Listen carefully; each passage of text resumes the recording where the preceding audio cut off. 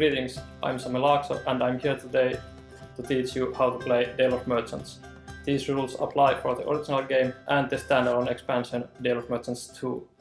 The game revolves around a trading competition where only the smartest and most cunning merchant can win. You can read more about the story about these games in the rule books. In this video we will concentrate on the actual rules. Your objective in Dale of Merchants is to build up your stall up to 8 stacks. The first player to do so is declared the winner of the game. Let's start by getting familiar with the different card types in the game. There are 3 different card types in the game. 2 of them are animal folk cards and the last one rubbish named junk. Up here we have the value of the card, the set icon and a possible bonus action icon together with the name of the card and the set name written out. Below the illustration we have the card type and the effect text. The flavor text can be found on the bottom of the card. Finally, the small icon over the illustration refers to which game this card comes from. Technique cards can be played as a technique action. A bonus action icon, this plus, in the card rewards the active player with a bonus action. More on these a bit later on. Then we have the passive cards. They have effects which apply when the card is in your hand or when using it for other actions, unless stated otherwise on the card text. Show the card to other players when using its effect. The last type is rubbish. All players start the game with a bunch of these junk cards in their decks. Usually you can only use junk to purchase new animal folk cards. Now we can continue to the setup. Both games come with 6 different animal folk decks. You will only use some of them in each separate game and are free to mix and match them between the original game and the sequel. There are descriptions of each different animal folk deck in the back of both rulebooks, which you can use when choosing them for your game. Bear in mind that both Adapting Veiled Chameleons and Observant Snow Owls have special rules which can be found here. Please read them before using them in your games. The amount of decks to include in each game is player count plus 1. For example, 3 for a 2-player game, 4 for a 3-player game, and 5 for a full complement of 4 players. Setup differs a bit for team rules, which we will go over after the regular rules. For this example, we will set up a 2-player game and choose these 3 decks. The rest of the animal folk decks can be returned back into the game box. While the game does not come with a playmat, we will use one here to make teaching a bit easier. All players will have their own deck during the game. Let's build those next. Give each player one valued animal folk card from each deck included in this game. Then fill the decks up to 10 cards using junk.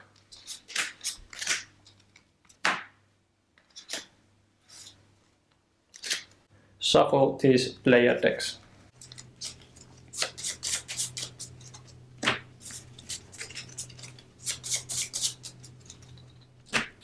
Rest of the one-valued animal folk cards get returned to the box.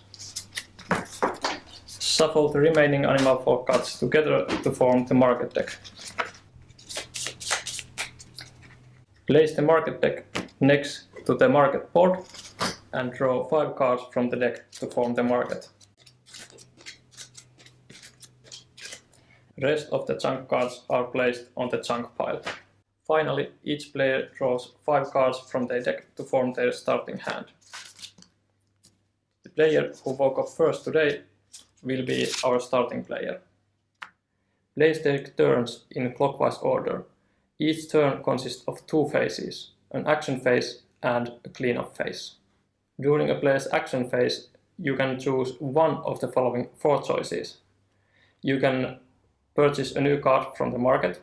You can use technique card for its effect. You can build up your stall using animal folk cards, or you can discard any number of cards from your hand by taking the inventory action. Let's continue by going through these actions one by one. The market action gives you the opportunity to purchase a new card. Choose any one card in the market and pay its price with the cards from your hand. The price of the card is simply the card's value plus a possible added value from the market board. The added value increases as we go to the left. Each card in your hand can be used for purchase for its value. The total value of your cards used in the purchase must be at least the price of the new card. You are allowed to pay more than needed if you can't pay less with the cards you are making the purchase. For example, you are allowed to buy this card costing 5 with these two 4 valued cards. On the other hand, you can only add one of these chunk cards to your payment if you only use one of these 4s to purchase the same card. The second option you can choose is the technique action. Pick a technique card from your hand and place it on the table. Then execute the effects in the card in the order they are written. Place the card in your discard pile only after fully resolving it. Some cards have ongoing or delayed effects, which makes them stay on the table until they are fully resolved. If you can't draw, take or exchange the defined amount of cards specified in the card text, perform the action with the maximum amount of cards possible.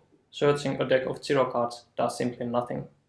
If the card has this bonus action icon, you may do another action after resolving the card's immediate effects. The bonus action is awarded on the same turn the card is played, even if the card remains on the table and has a delayed effect. Your bonus action can be any of the 4 usual ones. If you use your bonus action to play another technique card that has a bonus action icon, you can then continue to play another action, and so on.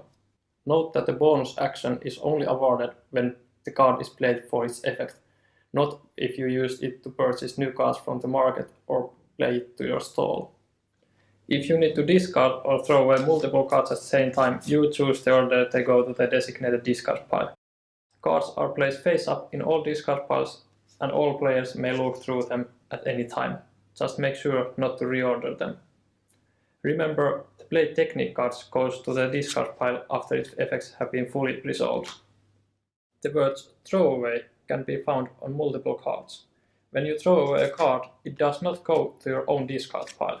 Instead, chunk cards are placed in the separate chunk pile, and Animal Folk cards are placed in the market's discard pile. Your merchant stall consists of 8 stacks of cards with ascending values.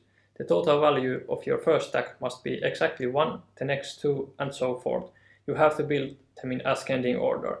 Keep in mind that you can't play these cards for any other effects later once they're in your stall. To build a stack, choose any number of cards from one Animal Folk set from your hand and place them in front of you in your stall, with the card values visible. You can't build a partial stack and continue to add to it later. In some cases, certain card effects can modify your stack's values. That's fine. When building up your next stack, its value should always be the same as its sequence number in your stall. Once a stack is built, it doesn't matter what values and cards it has in it. It's considered finished. To remind you, a player will be immediately declared as the winner when they finish their 8th stack. If you find yourself a bit stuck on your turn, you can take the inventory action. This lets you discard any number of cards from your hand. This can even be 0. Cleanup happens after you have made your chosen action and possible bonus actions. This is divided in 2 parts. First, fill up your hand back to 5 cards from your deck. There's no maximum hand size, in case you had more cards in your hand before. Only the active player fills their hand. If other players hold less than 5 cards for any reason, they will fill up only at the cleanup phase of their own turn. If your deck runs out at any time and you or anyone else needs to draw new cards from it, shuffle your discard pile and use it to form a new deck. In addition to drawing cards from your deck, taking and discarding cards also trigger forming of a new deck. Searching your deck does not. If your deck and discard pile ever run out at the same time when you need to draw new cards, you must draw chunk cards from the chunk pile to fill your hand to 5 cards. In a rare case, the chunk pile runs out, use the cards from the decks not in play as substitutes. Chunk cards are the only ones of which there are considered to be unlimited amount. After filling up your hand, we need to fill up the market. If there are empty slots in the market, move all cards to the next empty slot if it's possible to do so. Draw new cards from the market deck and fill the slots from right to left until the market has 5 cards in it. If the market deck ever runs out and you need new cards from the market deck, shuffle the market discard pile and use it to form a new market deck. If the market deck and discard pile run out at the same time, nothing happens. Once you place the 8th stack in your stall, you're immediately declared as the winner of the game. It's really important to balance your actions between purchasing new cards, using techniques, and letting go of your cards. You can't win the game without tearing up your deck. And now you can play Dale of Merchants using the regular rules. Next we will go briefly over the team rules. Players can join forces to form teams when playing with 4 players. This reduces downtime and greatly improves gameplay. We recommend using team rules after a couple of games with the normal ones, which familiarize you with the game's core mechanisms. There are 2 teams with both containing 2 players. 2 of the players sit opposite each other and are in the same team. The other 2 players who also sit facing each other are in the other team. Now let's go over the changes compared to the regular rules. There is a single change in the setup for a team game. Choose 4 Animal Folk decks instead of 5 to include in the game. Note that each game comes with 20 chunk cards. You need 4 more for the team rules if you don't own them both.